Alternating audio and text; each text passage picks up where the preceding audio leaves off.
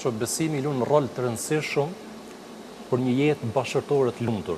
Në plot kuptimin e fjalës është ndoshta shtylla kyçe.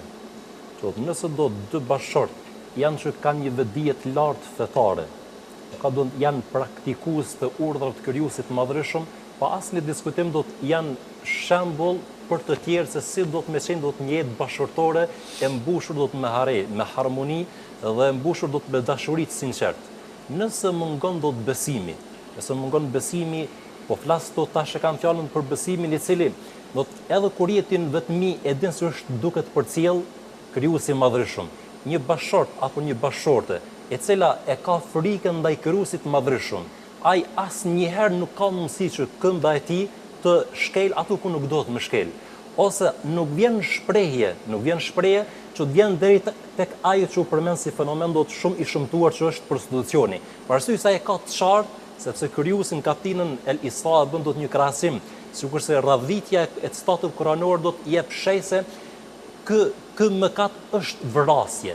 Për shembull do të thotë 21 do të kapitullin El Isra, wala taqtulu auladakum, do të mos i mbytni fëmijët e juaj, khashyatan min imlaq, do të prej frikës së varfërisë. Do të përnjëherë do të stati do të pas këtij që do ta citojmë do të thotë wala taqtulu nafsa allati harrama Allah illa bil haqq. Do mos e mbytni vetveten e juaj, do sepse është një prej mëkateve do të më të shëmtuara. Mes këtyre dy citateve kuranore do të Krijuesi thotë wala taqrabu zina. Dhe mos ju afroni prostitucionit.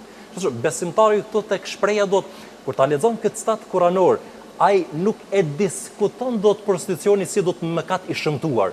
Mirë po ai realisht kur e mediton citatin kuranor që është e ndaluar çdo gjë që të çon deri tek prostitucioni, që është një prej mëkateve më të mëdha dhe sikurse ka dëshiruar do të Krijuesi ma bërë me dije se ai njeriu i cili e bën këtë mëkat shëmtuar, realisht e ka vrarë do të atë person. Ço do të prej dy gjinive. Që besimtari do ta ketë parasysh një prej faktoreve që mos më ardh deri tek kjo.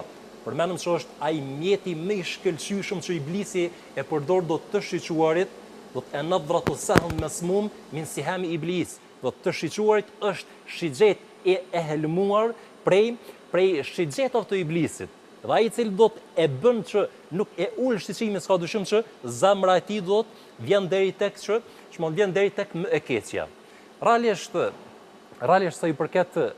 sa i përket receptit dy që burri dhe gruaja të mos vjen deri tek ky mëkat i shëmtuar, edhe që të çrregullohet dhe të vjen krizë në pikpyetje do të jetë bashkëtorë, është që njeriu nuk do ta lejoj asnjëherë, këtu pa flas do të bashkëshorti, edhe ai i cili nuk është bashkëshort, asnjëherë të mos lejoj që të jetë vetmia me gruan apo me femrën e cila është e huaja për të. Jo rastësisht ka thënë i dërguari i Allahut hadithin la yakhluwanna rajulun bimra'atin illa kana thalithuhuma ash-shaytan.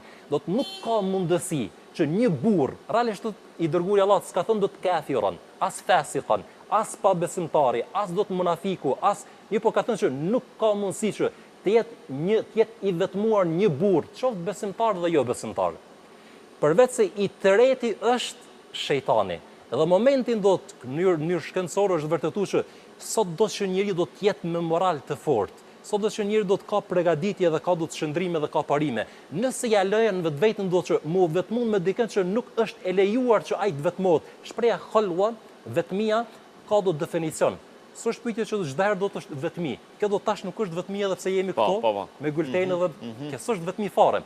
Dhe në momentin kur njeriu do e bën çfarë do burrë, dhe jeta ka bërë do të praktika, e bën do të vetën, ose historia na ka treguar edhe në kaluarën edhe tash, që sot do që burr i madh që ka pas dije dhe ka pas do të mendje ndriçuar, ka rënë do të në mëkatin e prostitucionit. Pse? Shejtani është ai i cili do të i ka bërë do të krejt kanalizimet që me arrit qëllimin e tij.